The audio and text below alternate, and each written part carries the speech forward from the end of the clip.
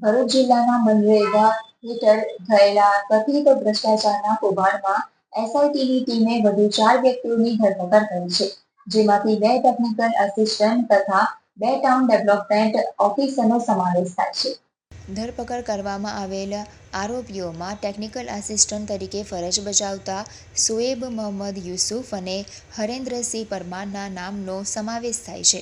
ઉપરાંત નિવૃત્ત ટીડીઓ મહેશ પરમાર અને હાલમાં નેત્રંગમાં ટીડીઓ તરીકે ફરજ બજાવતા મોહમ્મદ સહલ ઇસ્માઇલ પટેલની પણ ધરપકડ કરવામાં આવી છે. પોલીસ સૂત્રો મુજબ આ સમગ્ર કૌભાંડમાં મનરેગા યોજના હેઠળ કામો ફાળવવા, તેના મજૂરીના ચૂકવણા અને કામોની પૂર્ણતા બાબતે થયેલી ગેરરીતિઓમાં આ વ્યક્તિઓ સંડોવાયેલા હોવાની શક્યતા છે. હાલમાં પોલીસે ચારેય આરોપીની વિગતવાર પૂછપરછ શરૂ કરી છે. આ કેસમાં અગાઉ પણ કેટલાક સરકારી કર્મચારીઓ સાથે કાર્યવાહી થઈ ચૂકી છે અને હમણાંની ધરપકડ સાથે તપાસ વધુ ઊંડી બનાવી દેવામાં આવી છે. ભવિષ્યમાં વધુ અટકાયતો થવાની સંભાવના છે.